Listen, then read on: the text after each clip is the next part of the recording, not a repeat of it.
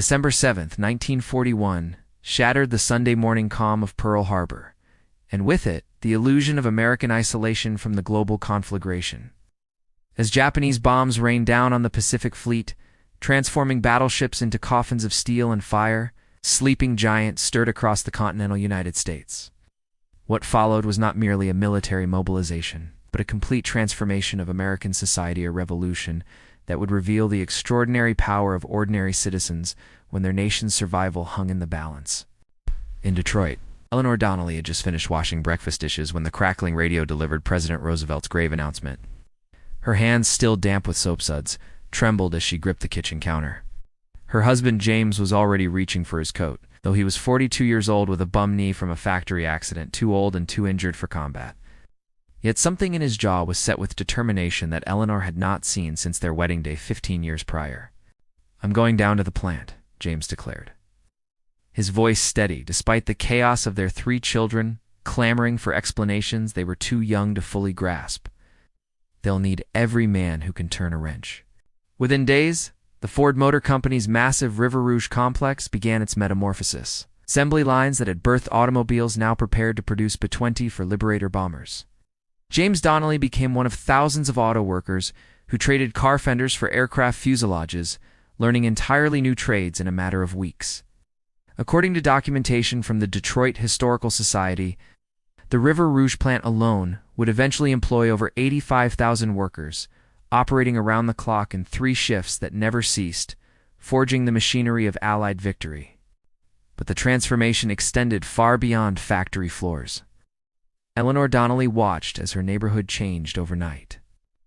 Victory gardens sprouted in every yard, transforming manicured lawns into productive farmland. Mrs. Henderson next door, a 60-year-old widow who had never worked outside her home, took a job at the Hudson Naval Arsenal, inspecting anti-aircraft shells with precision that would have made a Swiss watchmaker envious. The local high school lost half its male teachers to military service, replaced by retired educators and young women fresh from normal schools. The Donnelly children, Margaret, age 12, Thomas, age 9, and little Susan, age 5, joined their classmates in collecting scrap metal, flattening tin cans, and saving bacon grease for the war effort. What might have seemed like child's play carried genuine significance. The rubber from a single discarded tire could produce 12 gas masks. The metal from one old shovel could make for hand grenades. Every contribution mattered.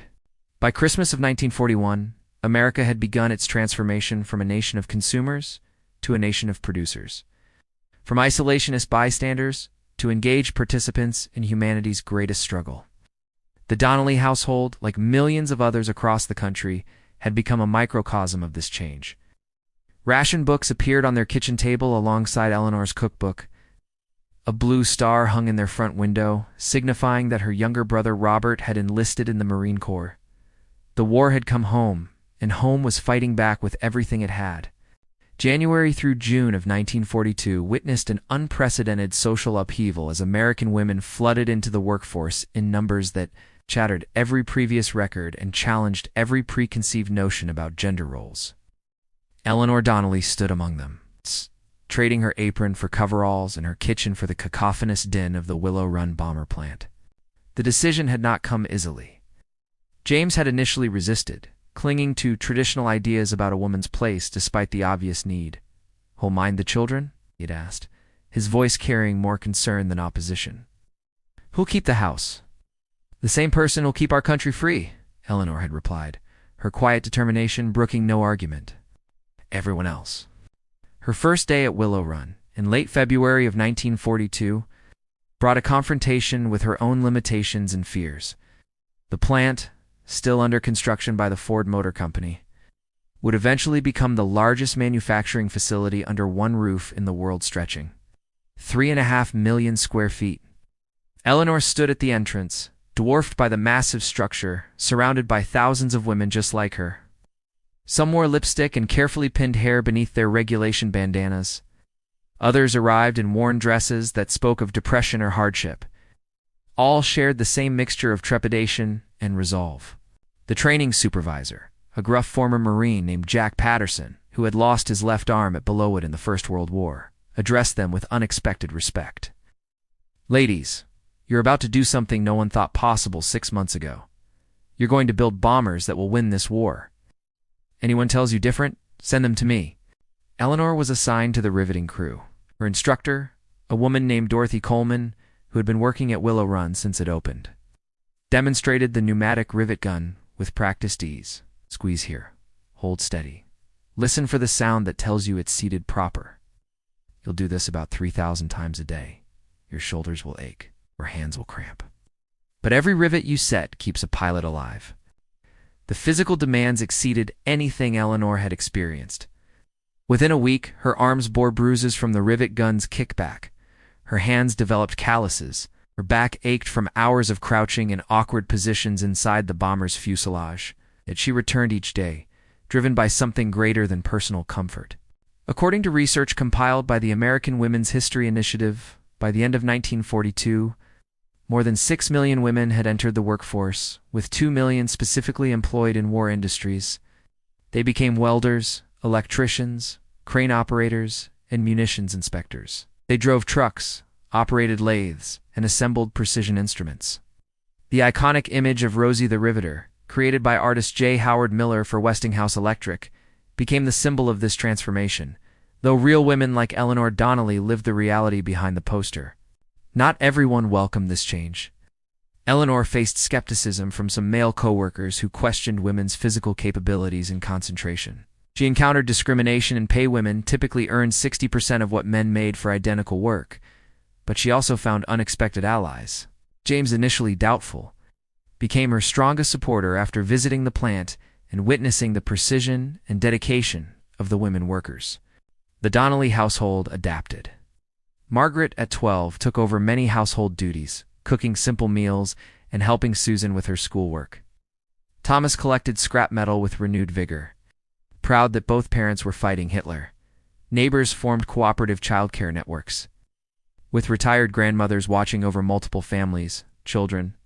By summer's end, Eleanor Donnelly had transformed from housewife to skilled aircraft worker. She could identify every component of a B-24 bomber. She worked alongside women from every background, former teachers, seamstresses, farm girls, even a former opera singer who hummed arias while installing electrical systems. Together, they proved that America's hidden strength resided not just in its men overseas, but in its women at home, holding rivet guns instead of dishcloths, building the arsenal of democracy, one riveted seam at a time. Spring of 1943 brought a different kind of mobilization to America's agricultural heartland. The war's demands threatened to create a crisis as dangerous as any battlefield defeat. With millions of farmhands enlisted in military service and global food supplies disrupted, the responsibility of feeding Allied forces and civilian populations fell upon those who remained: the elderly, the young women, and an unlikely workforce that would test American ingenuity and determination. Thomas Donnelly, now 10 years old, spent his summer in ways no peacetime child would have imagined. Through the school's Victory Farm Volunteers program, he joined thousands of urban children shipped to rural communities to help with harvest. In late June, he boarded a train in Detroit alongside 40 other students, carrying a small suitcase and a letter from his mother to the farm family that would host him. The Henderson Farm in central Michigan seemed to exist in a different world from Detroit's industrial sprawl. Robert Henderson, age 68, ran 200 acres with his wife Martha and their granddaughter Clara, age 16. Their 3 sons were in military service, 1 in North Africa, 2 in the Pacific. The farm that had once employed 6 full-time workers now relied on an elderly couple, teenage girl, and whatever help they could gather. "You ever milked a cow, son?" Robert Henderson asked Thomas on his first morning, his weathered hands already working the udders of their Holstein with practiced rhythm. "No, sir," Thomas admitted, feeling small and useless. "Well, you will by tomorrow? War doesn't wait for you to feel ready." The Victory Farm Volunteers program, documented in archives from the United States Department of Agriculture, mobilized over 3 million students during the war years. These children, some as young as 8, harvested crops, tended livestock, and performed essential agricultural labor. They were joined by the Women's Land Army, a civilian organization that recruited city women to work on farms mirroring similar programs in Britain. Thomas learned quickly because failure meant hunger not just for Americans, but for British civilians enduring rationing, for Soviet soldiers holding the Eastern Front, for refugees across liberated Europe. He rose at 5 each morning, fed chickens, collected eggs, and helped Martha Henderson prepare breakfast for the small crew. Then came 10 hours of back-breaking fieldwork under the Michigan sun. The wheat harvest in July tested everyone's endurance. The Hendersons' combine had broken down, its parts impossible to replace due to wartime manufacturing priorities. They harvested by hand, cutting wheat with scythes and binding sheaves. Methods that Robert Henderson thought had disappeared with his grandfather's generation. Thomas worked alongside Clara, whose strong arms and tireless spirit made her worth 3 men, according to her grandfather. "My brothers are fighting Germans," Clara told Thomas during a brief water break, her face streaked with chaff and sweat. "Least I can do is make sure they have bread when they come home." The farm also hosted German prisoners of war, part of a controversial program that saw over 400,000. Axis Poes detained in camps across the United States and employed in agricultural labor. 3 German soldiers, guarded by a single elderly sheriff's deputy, worked in the Hendersons' distant fields. Thomas never spoke to them, but he saw them at a distance, young men not much older than his sister Margaret, far from their homes, performing the same exhausting labor. By August, Thomas had transformed from a city boy into something harder. His hands bore calluses, his skin had bronzed from sun exposure, and his thin frame had added muscle. He could drive a tractor, repair simple machinery, and judge wheat ripeness by feel. More importantly, he understood the connection between his labor and victory. The Henderson farm, multiplied across thousands of rural communities, produced the food that sustained the Allied war effort. According to wartime production records, American agriculture provided not only for domestic consumption, but also for millions of military personnel and Allied civilians. The country exported over 10 million tons of wheat, 5 million tons of meat, and countless other commodities annually during the war years. When Thomas returned to Detroit in September, his mother barely recognized him. He had grown 3 inches and gained 15 pounds. But the greatest change was internal. He had learned that heroism wore many faces, including those of elderly farmers, teenage girls, and city children who had answered their nation's call by working America's fields of victory. Autumn of 1943 marked the peak of American industrial mobilization, a period when the nation's manufacturing capacity achieved levels that still stagger historians and economists 8 decades later. The transformation that had begun with Pearl Harbor now reached its full, awesome potential. Detroit, Pittsburgh, Los Angeles, and dozens of other cities had become vast workshops, their factories operating 24 hours a day, 7 days a week, producing weapons at a rate that contemporary observers described as miraculous. James Donnelly had risen to crew chief at the River Rouge complex, supervising 47 workers on the engine assembly line. His bum knee, which had once seemed a disability, now kept him stateside where his expertise mattered most. Each morning at 6, he entered a facility that had fundamentally redefined manufacturing efficiency. "We're not building engines," he told new workers during their orientation. "We're building time. Every engine we complete shortens this war by minutes. Add up all those minutes, and we're saving thousands of lives." The numbers themselves told an extraordinary story, according to documentation from the War Production Board archives. By late 1943, American factories were producing 1 ship per day, 1 aircraft every 5 minutes, and overwhelming quantities of tanks, trucks, jeeps, artillery pieces, and small arms. The Ford Motor Company alone manufactured over 8,000 B-24 Liberator bombers at Willow Run 1 complete aircraft, rolling off the line every 63 minutes at peak production. But statistics, however impressive, failed to capture the human drama unfolding within these plants. James witnessed it daily. His crew included a former jazz musician who had lost his nightclub to wartime restrictions, a high school teacher who worked the night shift before teaching during the day, 3 women who had never held tools before Pearl Harbor, and 2 elderly men who had come out of retirement. They represented America's diversity and unity, working side by side, regardless of background, united by common purpose. The integration of the workforce, while incomplete and often troubled by persistent discrimination, nonetheless represented progress. African Americans migrated north in what historians would call the Second Great Migration, seeking employment in war industries. James's crew included Robert Jackson, a a sharecropper's son from Alabama, who possessed an intuitive understanding of machinery that surpassed any formal training. When a critical engine mounting system kept failing quality inspections, Jackson identified the problema, quarter-inch misalignment, invisible to most observers, saving the company 3 days of production delays. "How'd you spot that?" James asked, genuinely impressed. "Same way I knew when a plow blade wasn't true," Jackson replied. "Metal talks if you listen." The work demanded extreme precision. A bomber engine contained thousands of parts, each manufactured 2 tolerances, measured in thousandths of an inch. A single defective component could cause catastrophic failure. James's crew understood that their workmanship directly affected survival rates. When they learned that a Bit-24 they had helped build survived 43 combat missions over Germany before returning safely to England, they celebrated as though they had won a battle themselves because they had. The pressure was relentless. Production quotas increased monthly. The military demanded modifications and improvements even as planes rolled off assembly lines.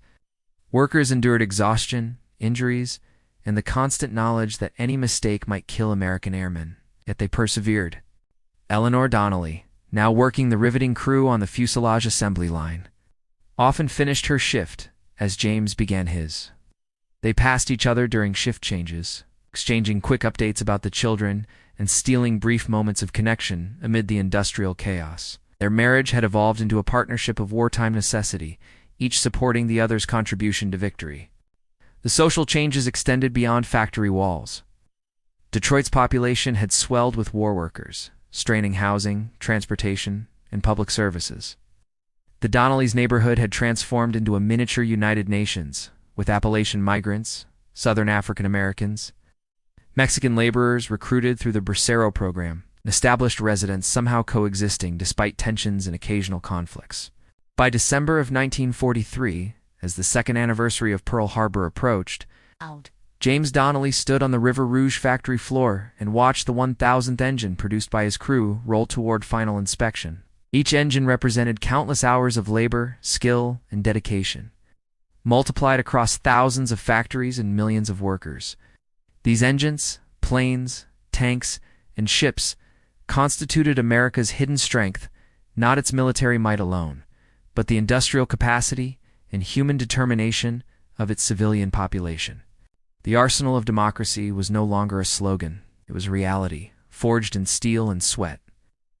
Built by people like the Donnellys who had transformed themselves from ordinary citizens into extraordinary producers of victory.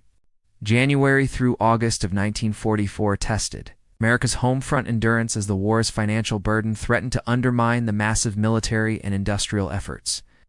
While factories produced weapons and farms grew food, the government faced a different challenge.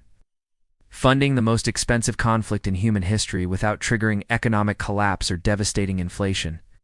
The answer lay in mobilizing American savings and civic duty through an unprecedented campaign of war bonds, rationing, and voluntary sacrifice.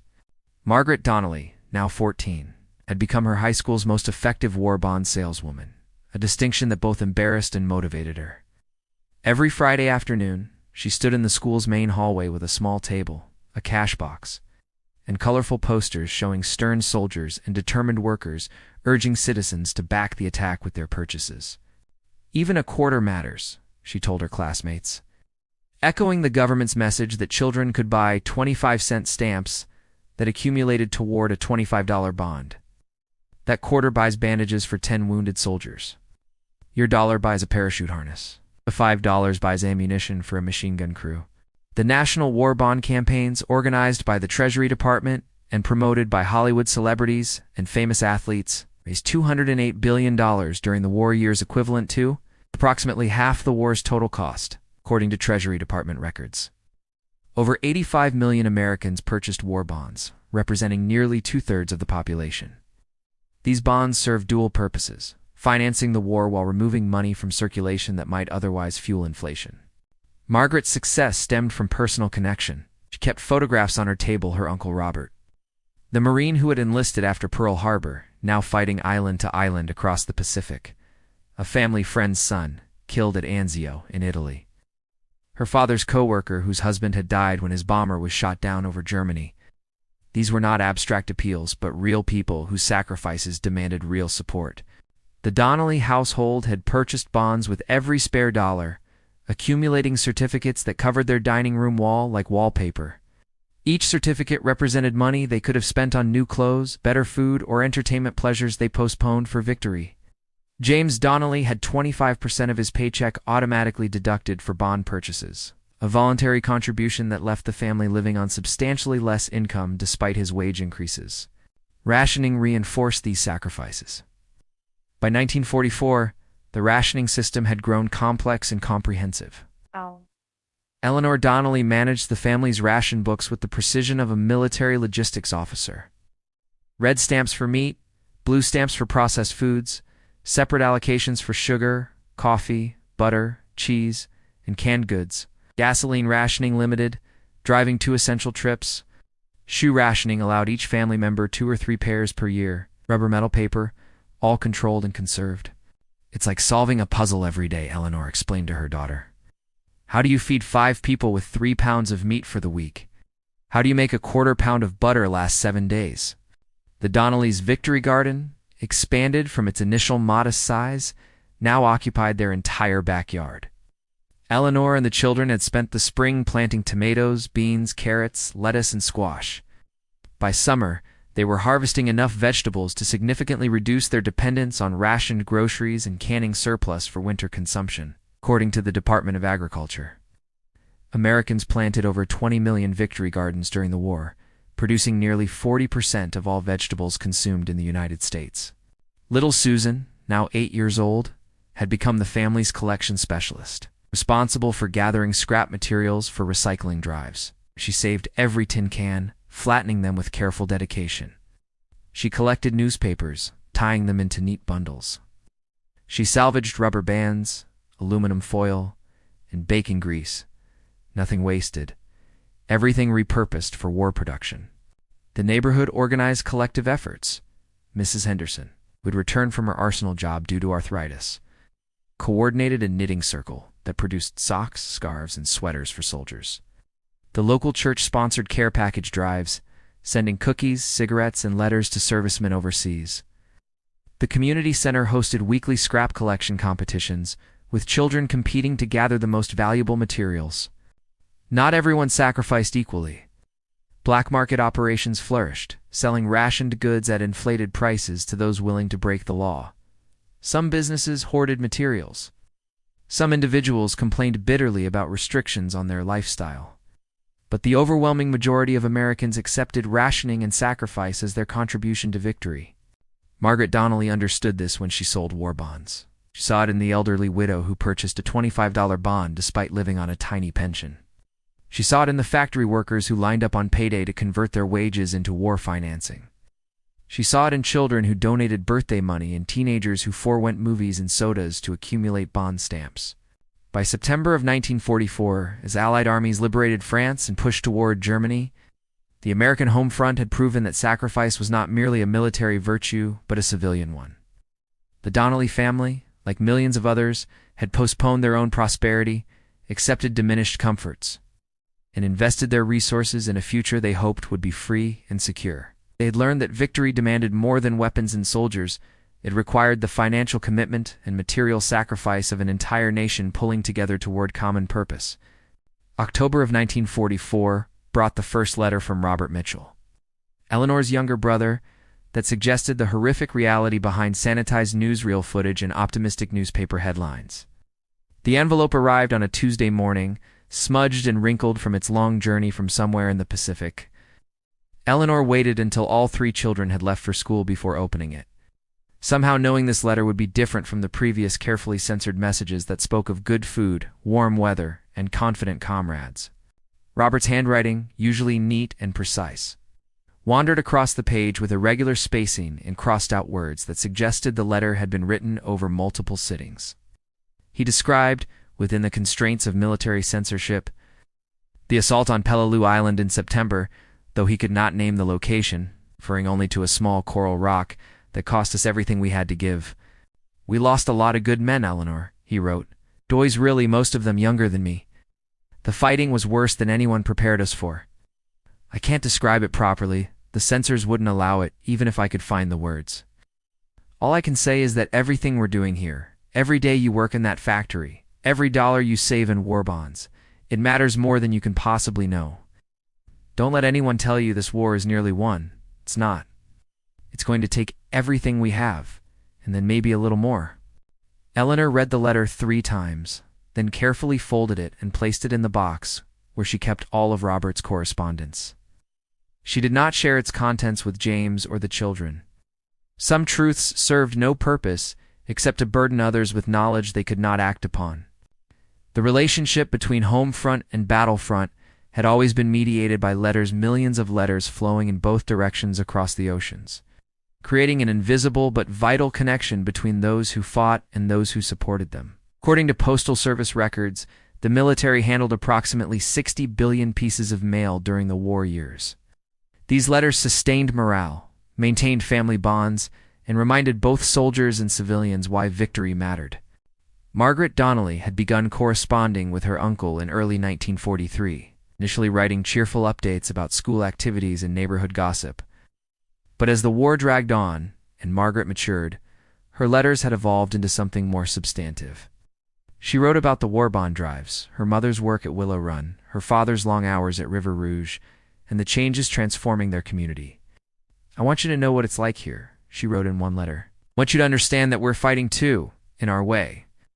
Maybe it sounds silly compared to what you're doing, but we're trying so hard to be worthy of your sacrifice." Robert's responses, when they came, had been guardedly honest. He never described combat in detail, censorship prohibited it, but he conveyed enough to help Margaret understand that war was not a romantic adventure, but a brutal test of human endurance. He encouraged her efforts and praised the Homefront's contributions, always emphasizing that victory required total commitment from everyone, military and civilian alike. The autumn of 1944 also brought telegrams, those dreaded yellow envelopes that announced death. Wow. Serious injury or missing in action status. The Donnelly neighborhood had received 7 such telegrams since Pearl Harbor. Each arrival sent waves of sorrow through the community. Families hung gold stars in their windows, replacing the blue stars that had signified service members on active duty. Gold stars meant death, sacrifice paid in full.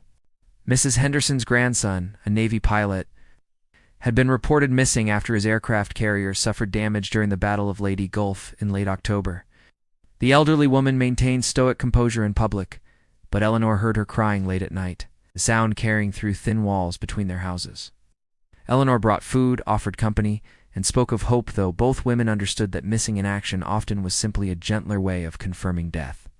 James Donnelly's cousin, a tank commander in the Third Army, wrote letters describing the liberation of France with such detail that military censors allowed them through only because events had moved beyond the information's strategic value. He described grateful French civilians, destroyed German equipment, and the satisfying progress of Allied advances. But he also mentioned exhaustion, fear, and the constant loss of friends to German resistance that remained fierce despite apparent Allied advantages. These letters, spanning every theater of war, created a complex portrait that contrasted sharply with official propaganda. The government needed to maintain civilian morale while also ensuring continued sacrifice and effort. News media presented selectively positive narratives, emphasizing victories and minimizing setbacks. But the letters, private and uncensored by public relations concerns, told harder truths. Eleanor shared some of Robert's earlier letters with her co-workers at Willow Run, reading aloud during lunch breaks to remind everyone why their work mattered.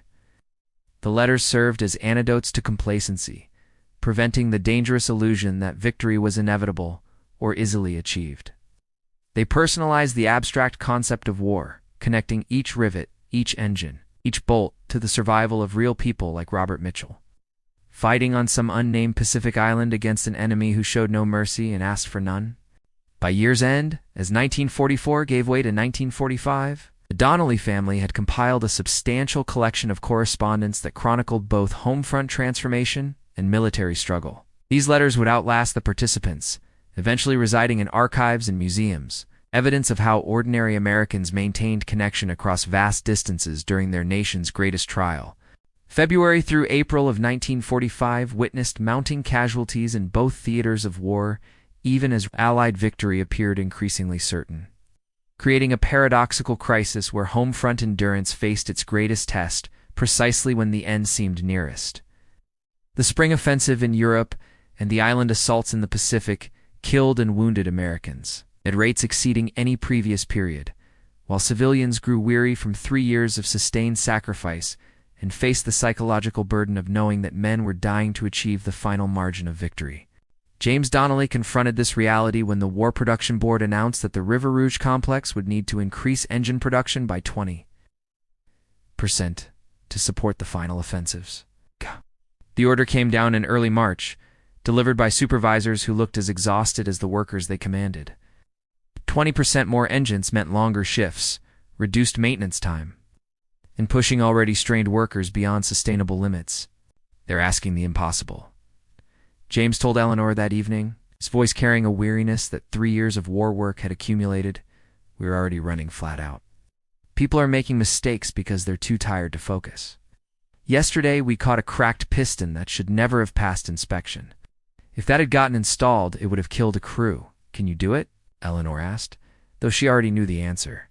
We don't have a choice. Men are dying because they don't have enough air support. If we can get another 100 engines out this month, that's 100 more sorties. Maybe the difference between success and failure in some critical battle? The River Rouge complex implemented mandatory overtime, extending shifts from 8 hours to 10, then 12. He arrived home after his children had gone to bed and departed before they woke. The physical toll was obvious. He lost weight, developed a persistent cough from industrial fumes, and moved with the careful deliberation of someone whose body had begun to break down under sustained stress. Eleanor faced similar pressures at Willow Run, the plant's production. Targets kept increasing, even as experienced workers left due to exhaustion or injury. Training new workers took time that the military insisted they did not have. Accidents increased. On a Thursday afternoon in late March, a crane operator named Dorothy Sullivan, one of Eleanor's friends from the riveting crew who had transferred to crane operation, lost concentration for a fatal moment. The engine assembly she was moving struck a support beam, broke loose from its chains, and fell 30 feet to the factory floor. The crash injured 3 workers and killed Dorothy instantly. The plant management held a brief memorial service during the lunch break the following day, then production resumed. They had no choice, and everyone understood it. But understanding did not diminish the trauma or the fear that anyone might be next. Eleanor returned to her riveting station with hands that trembled for the first time since her initial weeks at the plant. We're so close, her supervisor said, not as encouragement, but as plea. Just a few more months. We have to hold together just a little longer. The Homefront's psychological strain manifested in various ways. Margaret Donnelly watched several classmates suffer emotional breakdowns as casualty lists grew longer and the probability of losing someone they knew increased towards certainty. Her school had lost 12 former students by spring of 1945, killed in Europe, the Pacific, or in training accidents. The Gold Star banner in the school's auditorium, which had seemed abstractly honorable in earlier years, now represented faces Margaret remembered, voices she had heard, people who would never graduate or marry or have children. Thomas Donnelly, now 12, had developed a compulsive habit of collecting newspaper casualty lists, cutting them out and filing them in a scrapbook. When Eleanor discovered the scrapbook hundreds of names carefully preserved, she asked him why he kept it. So I remember what it cost, Thomas replied, his young voice carrying weight beyond his years. So I'd never forget that all of this, everything we did, everything we sacrificed, it was paid for by these people. The spring of 1945 also brought news from liberated concentration camps in Europe. Revelations so horrific that initial reports were dismissed as propaganda until photographic evidence and survivor testimonies made denial impossible. The Donnelly family, like millions of Americans, struggled to comprehend the industrial murder of millions of Jews, Roma, disabled individuals, and others deemed unworthy of life by Nazi ideology. The discovery provided renewed moral purpose. This was why they fought, why they sacrificed, why they could not stop until victory was absolute and permanent. Robert Mitchell's letters had ceased arriving in March. Eleanor checked the mail daily with increasing dread. The absence of correspondence could mean nothing. Mail delivery from Pacific combat zones was irregular, or it could mean everything. She did not mention her fears to anyone, carrying the anxiety privately as she continued her shifts at Willow Run, rivet gun in hand, building bombers that might, somewhere far away, support the Marines fighting alongside her brother. By late April, as news arrived of President Roosevelt's death and Vice President Truman's succession, the Homefront existed in a state of exhausted determination. Victory in Europe appeared imminent. Germany was collapsing. But the Pacific War promised months or years of additional fighting, unless some dramatic change occurred. The Homefront had to endure, had to maintain production, had to keep believing that their work mattered, even as the personal cost mounted and the finish line seemed simultaneously close and impossibly distant. James Donnelly, returning home after another 14-hour shift in late April, found Eleanor sitting in their darkened kitchen, still in her work clothes, too tired even to eat dinner. They sat together in silence, two people who had given everything they could give and somehow had to find more. Tomorrow, they would return to their factories and do it again, because the alternative was unthinkable and because somewhere, American servicemen were depending on their continued sacrifice to bring them home alive. May 8th, 1945, exploded across America with a joy so profound that it momentarily erased 3.5 years of accumulated exhaustion, fear, and sacrifice. Germany had surrendered unconditionally. The war in Europe was over. Cities erupted in spontaneous celebration as millions poured into streets. Strangers embracing, church bells ringing, factory whistles blowing, and newspapers distributing special editions with the simple headline that captured everything: Victory in Europe. Eleanor Donnelly was on the riveting crew when the announcement came through Willow Run's public address system. The plant supervisor's voice, usually stern and demanding, cracked with emotion as he read President Truman's statement declaring V-Day. For a moment, the vast factory floor, narrowly deafening with machinery, fell completely silent. Then someone cheered, and the sound multiplied, spreading like wildfire until 50,000 workers were shouting, crying, embracing, and celebrating. Production halted for 2 hours as management made the unprecedented decision to simply let workers react. Eleanor found herself hugging Dorothy Coleman, the woman who had trained her 3 years earlier, both of them weeping uncontrollably. They had lost friends to accidents, worked countless hours of overtime, pushed their bodies and minds to breaking points, and now, finally, the European war was finished. American soldiers would come home. The killing on that front had ended. James Donnelly heard the news at River Rouge and immediately thought of his cousin Frank, the tank commander who had survived the Battle of the Bulge and the Rhine crossing. Frank would survive the war. That simple fact, which had seemed uncertain for so long, now carried absolute certainty.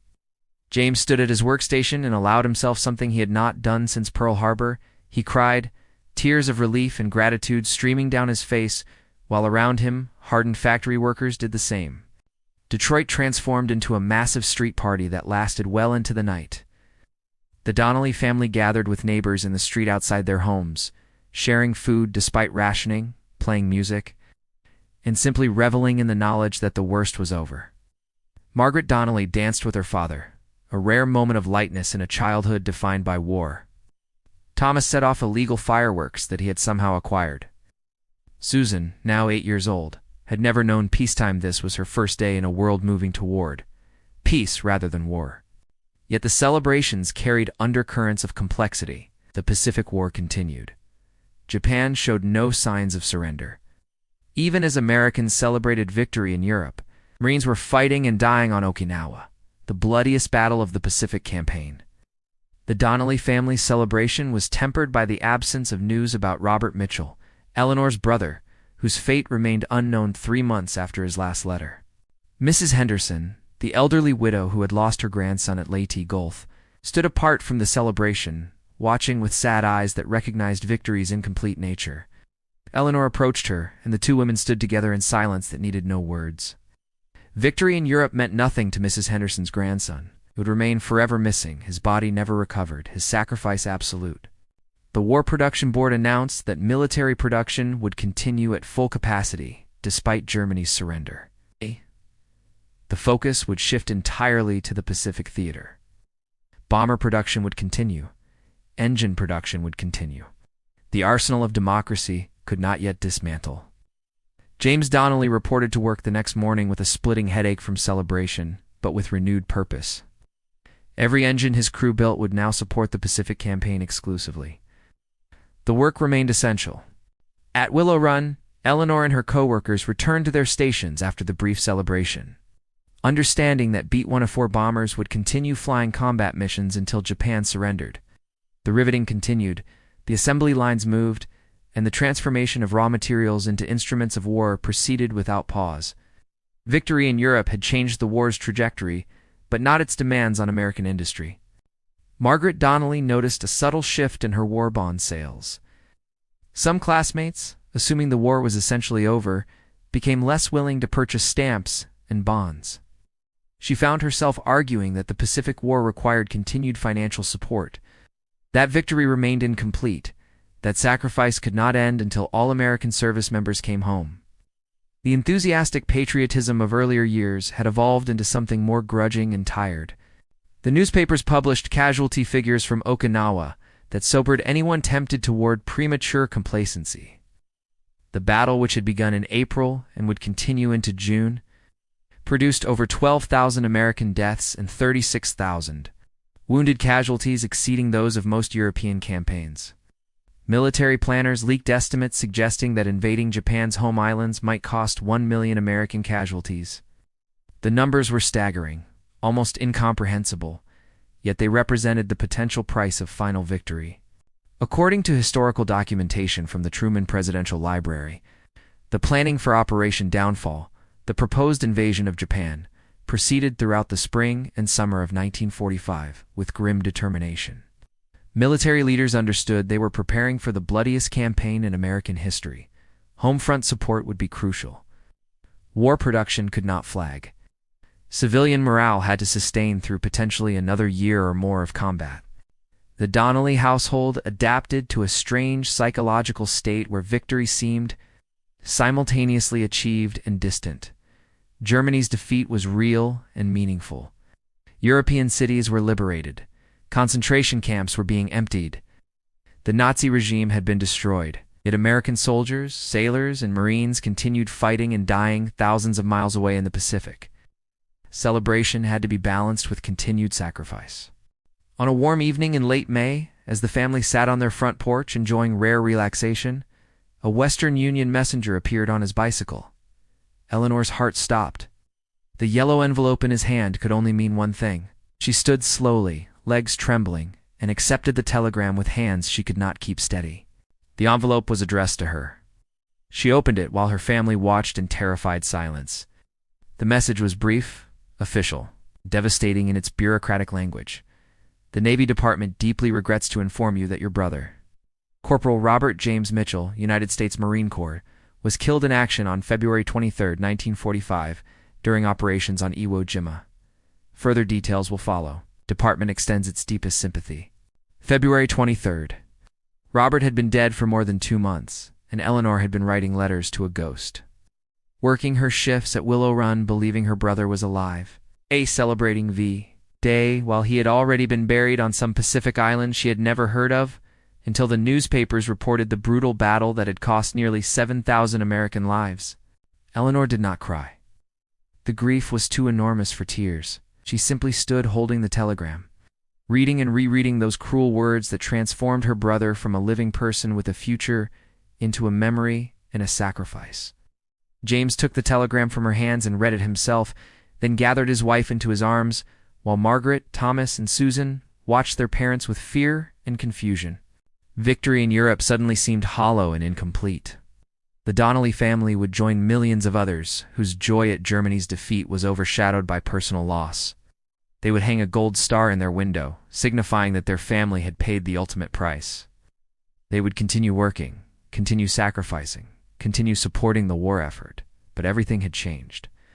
The war was no longer an abstract cause or distant struggle. It had reached into their home and taken someone they loved. That night, Eleanor sat alone in the kitchen, surrounded by 3 years of Robert's letters. She read them chronologically, watching her younger brother transform from an enthusiastic recruit to a hardened combat veteran who had understood, perhaps better than anyone on the home front could, what victory truly cost. His final letters, written in the weeks before Iwo Jima, had carried a melancholy wisdom about mortality and sacrifice that Eleanor had not fully comprehended when she first read them. "If something happens to me," he had written, "I want you to know that I believed in what we were doing. I believed it mattered. I believed you and everyone back home were giving everything you had, just like we were. That belief made it bearable. Victory in Europe was real, but it was paid for with blood and grief." The Donnelly family had learned what millions of American families already knew, that victory's price was, measured not in dollars or production statistics, but in human lives that could never be recovered, in futures that would never unfold, in the permanent absence of people who had been loved and who were now simply gone. June through early August of 1945 brought America's home front to its most critical juncture, a period when exhaustion battled determination and the prospect of invading. Japan loomed like a dark cloud over every family with service members in the Pacific. The Donnelly household, still mourning Robert Mitchell, existed in a state of numb routine where work continued because stopping was unthinkable, not because anyone retained the enthusiasm that had characterized earlier war years. Eleanor Donnelly returned to Willow Run 3 days after receiving the telegram about Robert. Her supervisor had offered additional leave, but Eleanor refused. Work provided structure, distraction, and purpose. Without it, she would have drowned in grief.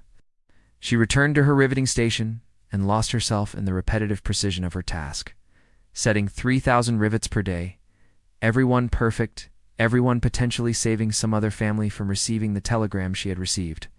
The bomber plant had grown quieter despite continued production. The celebratory atmosphere that had briefly emerged after VE Day had evaporated as casualty lists from Okinawa circulated, and everyone understood that the Pacific war's endgame would be horrific.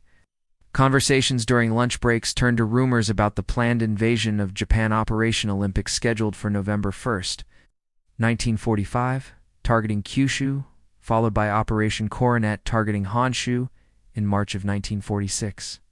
"My nephew is with the 25th Infantry Division," one of Eleanor's co-workers mentioned. "They're training for amphibious assaults. He says the officers are telling them to expect 90% casualties in the first wave."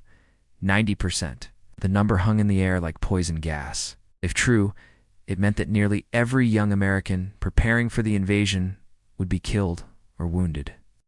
The home front understood what that meant: hundreds of thousands more telegrams, hundreds of thousands more gold stars, hundreds of thousands more families destroyed by war's mathematics.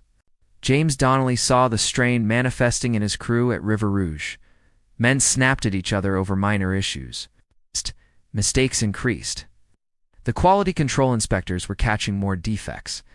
One afternoon in July, a normally steady worker named Martin Peterson simply walked off the line mid-shift, saying he could not continue, that he had been building engines for 3.5 years and could not face the prospect of months or years more. Security found him sitting in the parking lot, weeping. He was not fired. Management understood he had reached his breaking point, but neither could production pause for individual trauma.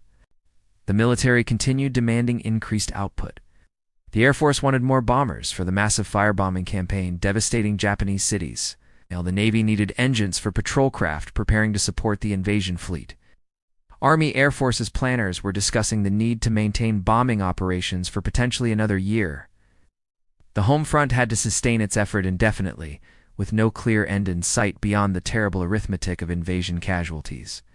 Margaret Donnelly, now 15, had taken on responsibilities far beyond her years.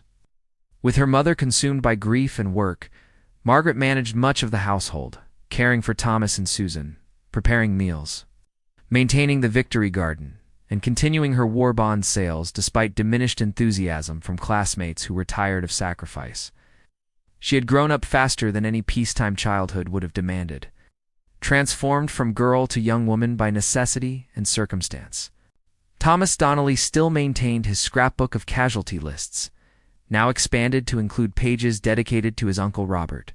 He had obtained a newspaper account of the Iwo Jima battle and cut out the article, preserving it alongside photographs of Robert in his Marine uniform. The scrapbook had become a shrine to the war's human cost, a physical record of sacrifice that Thomas seemed compelled to maintain and remember. Little Susan, at 8 years old, asked questions that pierced through adult rationalizations and propaganda. "If we beat Germany, why are we still fighting?" she asked her mother. "When will Daddy stop working so much? When will you stop being sad?" Oh. Eleanor had no satisfying answers. She could only say that the war would end when it ended, and they would endure until then. In late July, news filtered through military channels to defense workers that something significant was developing. James heard rumors of a new weapon, something beyond conventional bombs, something that might change the war's trajectory. The Manhattan Project remained classified. But industrial workers in various cities had noticed strange construction projects, unusual resource allocations, and the movement of scientists and materials to undisclosed locations. Speculation ran wild, but no one knew what was actually being developed. According to declassified documentation from the Atomic Heritage Foundation, over 600,000 people worked on the Manhattan Project at various locations, including Oak Ridge, Tennessee, Hanford, Washington, and Los Alamos, New Mexico. Most had no idea what they were building, but they simply performed their assigned tasks: uranium producing plutonium, solving engineering challenges, without knowing these efforts would culminate in weapons capable of destroying entire cities in single blasts. On the evening of August 6, 1945, the Donnelly family sat around their radio listening to news reports that initially made no sense. An American bomber had dropped a single bomb on the Japanese city of Hiroshima, and the city had been destroyed, not damaged destroyed. Casualties were estimated in the tens of thousands from one bomb. The weapon, described as atomic, represented a fundamental breakthrough in destructive capability. President Truman's statement, broadcast repeatedly, was stark and uncompromising. It is an atomic bomb. It is a harnessing of the basic power of the universe. The force from which the sun draws its power has been loosed against those who brought war to the Far East. James and Eleanor looked at each other with mixed emotions. Neither could fully articulate. Horror at the weapon's power. Relief that perhaps the invasion could be avoided. Moral uncertainty about what it meant to possess such destructive capability. The radio announcer mentioned that if Japan did not surrender, additional atomic bombs would be dropped. 3 days later, on August 9th, a second atomic bomb destroyed Nagasaki. The scale of destruction, the revolutionary nature of the weapons, and the implied threat of additional attacks created a situation fundamentally different from conventional warfare. Japan now faced not defeat in battle, but potential annihilation as a nation. The Homefront waited, suspended between hope and dread. Would Japan surrender? Would the atomic bombs prove sufficient to end the war without invasion? Or would America have to commit its armies to Japan's home islands despite possessing weapons that could destroy cities? The questions had no precedent in human history. Eleanor Donnelly, standing at her riveting station at Willow Run on August 9th, building yet another bomber that might or might not ever see combat, understood that something fundamental had changed. The war she had been fighting for 3.5 years, the war that had killed her brother and transformed her life, was entering its final phase. Whether that phase would end in surrender or apocalyptic destruction remained uncertain, but it would end soon. The shadow of the atomic bomb had fallen across the world, and nothing would ever be quite the same. August 15th, 1945 arrived on a Wednesday morning with news that seemed almost too momentous to believe, despite everyone having desperately hoped for it. Japan had surrendered unconditionally. The war was over, not just in Europe, not just partially, but completely and definitively over. Emperor Hirohito's recorded message, broadcast to the Japanese people, announced acceptance of the Potsdam Declaration terms. After 3 years, 8 months, and 8 days of total war following Pearl Harbor, peace had finally, incredibly, actually come. Eleanor Donnelly was at Willow Run when the announcement came through at 10:30 in the morning. The reaction was different from VE Day's celebration, quieter, more profound. Carrying an exhaustion and relief so deep that many workers simply sat down where they were and wept, Eleanor set down her rivet gun for what would be the last time and walked outside into the brilliant August sunshine. She stood alone for several minutes, letting the reality penetrate defenses she had built around her grief and fatigue. Robert would not come home. That fact could not be changed by peace. He was buried on Iwo Jima, one of 7,000 Americans who had died taking that volcanic island. But no more families would receive telegrams. No more young men would die in combat. No more mothers would lose sons. No more wives would lose husbands. No more children would grow up without fathers. The killing had stopped. Detroit erupted in celebration that dwarfed VE Day's festivities. 2 million people flooded the streets in spontaneous joy that lasted for days. Strangers embraced, church bells rang continuously, car horns honked, factory whistles blew, and people who had endured years of sacrifice and anxiety finally, gloriously, let themselves believe in a future beyond war. James Donnelly left River Rouge early, something he had rarely done in 3.5 years. He found Eleanor at Willow Run, and together they went home to collect their children from school and neighbors who were watching them. The 5 of them stood in their front yard, surrounded by celebrating neighbors, and simply held each other. Margaret cried. Thomas remained stoic, but his hands trembled. Susan asked if this meant Daddy would be home for dinner every night now. Yes, James said, his voice breaking. I'll be home every night. The immediate days following surrender brought practical questions about transition from wartime to peacetime economy. The War Production Board announced that military contracts would be gradually terminated as the need for weapons evaporated. Willow Run would cease bomber production. River Rouge would convert back to automobile manufacturing. Millions of defense workers would need to find new employment. Millions of service members would be demobilized and return home needing jobs, housing, and reintegration into civilian life. According to economic analyses from the period documented in the National Archives, the transition was handled remarkably smoothly despite predictions of massive unemployment and economic disruption. The GI Bill passed in June of 1944 provided returning veterans with education benefits, housing loans, and unemployment assistance that eased reintegration while stimulating economic growth.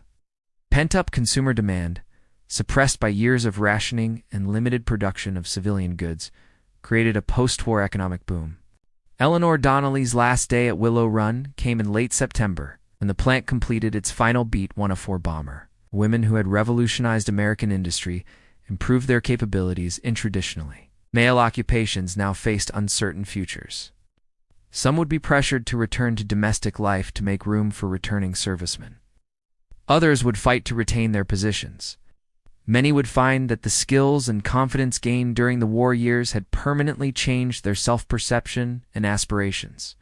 What will you do? Dorothy Coleman asked Eleanor on their final shift together. I don't know, Eleanor admitted. Part of me wants to never see another factory. Part of me knows I can't go back to who I was before the war. I'm different now. We all are. James Donnelly faced similar questions at River Rouge. The transition back to automobile production meant reorganization, layoffs, and uncertainty. But it also meant an end to 14-hour shifts and the constant pressure of wartime quotas. He would have time with his family again, time to help his children grow up, time to simply live without carrying the weight of knowing his work directly affected battlefield survival. The Donnelly children returned to school in September, with a world fundamentally different from the one they had known for most of their lives. Margaret, now 15, had spent crucial formative years shaped by war. She had learned to work, to sacrifice, to understand that individual comfort was less important than collective purpose. These lessons would define her generation, young people who had come of age during crisis and emerged with capabilities and perspectives their parents' generation had not possessed. Thomas, at 12, finally stopped maintaining his casualty scrapbook. The final entry, carefully pasted and preserved, was the official casualty total: 405,399 American military deaths. Nearly 300,000 more wounded. Each number representing a person like his Uncle Robert. Each number representing families like his own, who would carry grief and pride in equal measure forever. Susan, at 8 years old, experienced peace for the first time in her conscious memory. Rationing gradually ended. Lights that had been dimmed for air raid precautions burned brightly again. The Victory Garden would remain. Linner had grown to love gardening, but it would no longer be necessary for survival. Susan would grow up in the prosperity and optimism of post-war America, shaped by but not consumed by the war that had defined her early childhood. The Donnelly household received notification in November that Robert Mitchell had been posthumously awarded the Bronze Star for Valor during the Iwo Jima assault. The medal arrived in a small box with an official letter praising his courage and sacrifice. Eleanor placed it on the mantel next to his photograph. creating a small shrine to her brother that would remain there for the rest of her life. In December of 1945, the first Christmas of peacetime, the Donnelly family gathered with Mrs. Henderson and other neighbors for a celebration that was simultaneously joyful and melancholy. They remembered those who would not return. They acknowledged the gold stars hanging in windows up and down their street, but they also celebrated the simple fact that they had survived, that their nation had prevailed, and that the future, while uncertain, was no longer dominated by war. James Donnelly raised a glass of carefully hoarded whiskey saved for this exact moment and offered a toast. To those who didn't come home, to those who sacrificed everything. To my brother-in-law Robert, who was the best man I ever knew. To all of us who kept the home fires burning, who built the weapons, grew the food, bought the bonds, and did whatever was needed. We won this war together, soldiers and civilians, men and women, young and old. We were all heroes in our way. The Homefront heroes of World War II never received parades or medals for their contributions. History would largely focus on military campaigns and battlefield heroics.